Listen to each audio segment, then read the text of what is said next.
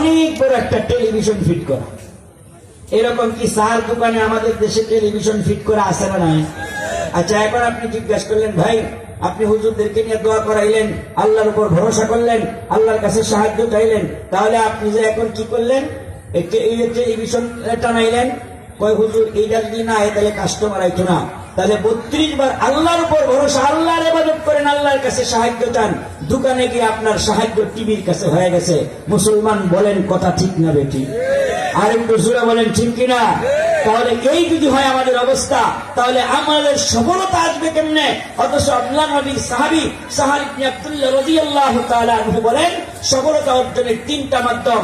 1 নম্বর হালাল রিজিক, 2 নম্বর হচ্ছে ফরজ ইবাদত। এই ফরজ ইবাদতের ভিতরে নামাজ, নামাজের ভিতরে 32 বার করে ইয়্যাকা না'বুদু ওয়া ইয়্যাকা নাস্তাঈন, আয় আল্লাহ তোমার ইবাদত করি, তোমার কাছে সাহায্য চাই, কিন্তু আমি এটার ভিতরে থাকতে পারি না।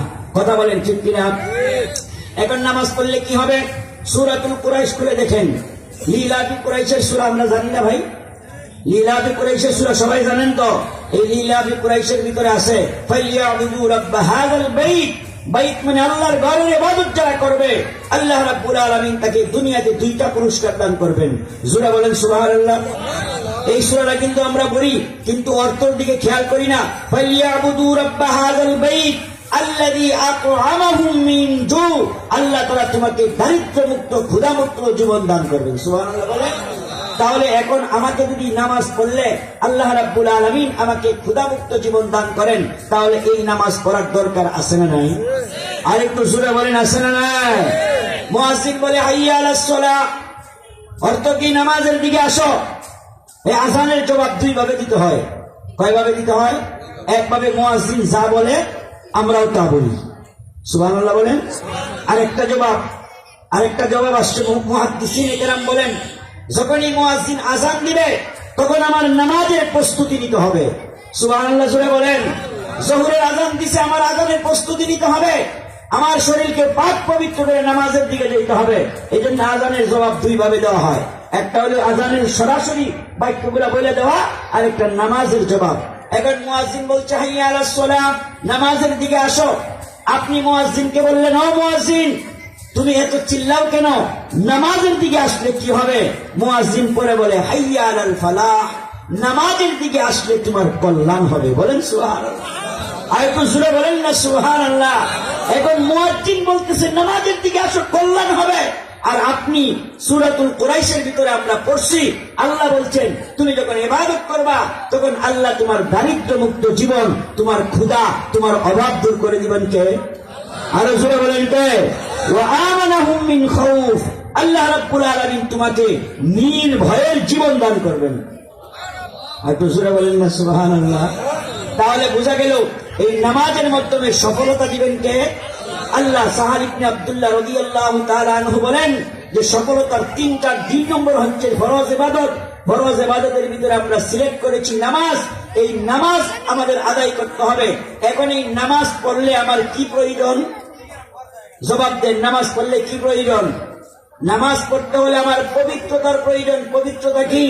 আমার ওযুর প্রয়োজন। কথা বলেন ঠিক কিনা? নামাজ পড়তে হলে আমার ওযুর প্রয়োজন, ওযু করতে হবে। এই ওযুর ফরজ, ওযুর সুন্নত, ওযুর মুস্তাহাব, এই জিনিসগুলাই তো আমাদের এই ওয়াজ মাহফিলে আমাদের মুরব্বিদের জন্য শেখানো দরকার। কথা বলেন ঠিক কিনা? আমাদের ছেলে মেয়েদেরকে মাদ্রাসায় পড়াইতেছি, আমি বাবা বুড়া হয়ে গেছি, ওযুর ফরজ জানি না। ওযুর ফরজ 4টা, সমস্ত মুখ ধৌত করা, দুনো হাতের কুরু সহ দেওয়া, মাথা 4 ভাগের 1 ভাগ মাসায় করা, পায়ের টাকনু পর্যন্ত ধৌত করা, এই ফরজ বিধান দিয়েছেন কে? আরো জোরে বলেন কে? এটা আমি বানায় বলতেছি না, কোরআন খোলেন।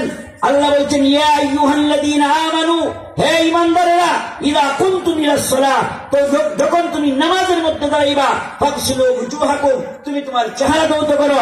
এরপর তুমি তোমার ফাগসিলু উজুহাকুম ওয়া আইদিয়াকুম ইলাল মারাফিক, দুনো হাতের কনি পর্যন্ত ধৌত করো। ওয়ামসাহু বিরুউসিকুম, মাথা মাসায় করো। এরপরে ওয়া আরজুলাকুম ইলাল কাবাইন, এবং দুনো পায়ের টাকনু সহ ধৌত করো। এই বিধান দিয়েছেন কে? আরো জোরে বলেন কে? আপনি যখন এই ওযুটা করলেন, ওযুর ফরজ, কুলি করা, নাকে পানি দেওয়া, এগুলো সুন্নত। এই আদায় করে যখন নামাজের মধ্যে যাবেন, এই নামাজ পড়লে সফলতা দিবেন কে? আল্লাহ। এই জন্য সাহাল ইবনে আব্দুল্লাহ রাদিয়াল্লাহু তাআলা আনহু বলেন, তুমি যদি সফলতা অর্জন করতে চাও তাহলে ফরজ ইবাদতের গুরুত্ব দিতে হবে। ফরজ ইবাদতের মধ্যে সবচেয়ে গুরুত্বপূর্ণ ইবাদত নামাজ। এই নামাজ জামাতে পড়তে হবে। এই নামাজ পড়তে গেলে ওযুর প্রয়োজন। এই ওযুটা আমাদের মুরব্বিদের জন্য বৎসরে একবার মাহফিল, মাসে 3 দিন